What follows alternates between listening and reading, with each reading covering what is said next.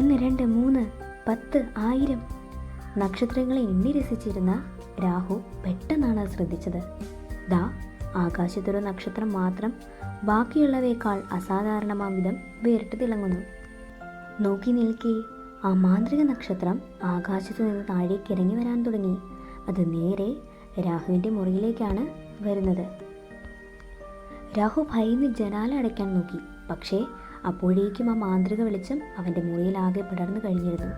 പേടിയോടെയും അത്ഭുതത്തോടെയും പിന്നോട്ട് മാറിയ രാഹു ആകെ അമ്പരന്നു. ആ വെളിച്ചത്തിന് പിന്നിൽ ഒളിഞ്ഞിരിക്കുന്നത് ആരായിരുന്നു? ആ മാന്ത്രിക വെളിച്ചത്തിൽ നിന്ന് രാഘവിൻ്റെ മുറിയിലേക്ക് വന്നത് ആരാണെന്ന് അറിയണ്ടേ? കഥയുടെ അടുത്ത ഭാഗം ഉടൻ തന്നെ വരുന്നുണ്ട്. അത് മിസ് ചെയ്യാതിരിക്കാൻ ഇപ്പോൾ തന്നെ ഈ ചാനൽ സബ്സ്ക്രൈബ് ചെയ്ത് ബെൽ ഐക്കൺ കൂടി എനേബിൾ ചെയ്തു വെക്കൂ. ഈ വീഡിയോ ഇഷ്ടമാണെങ്കിൽ ലൈക്ക് ചെയ്യാനും കൂട്ടുകാർക്ക് ഷെയർ ചെയ്യാനും മറക്കരുത്.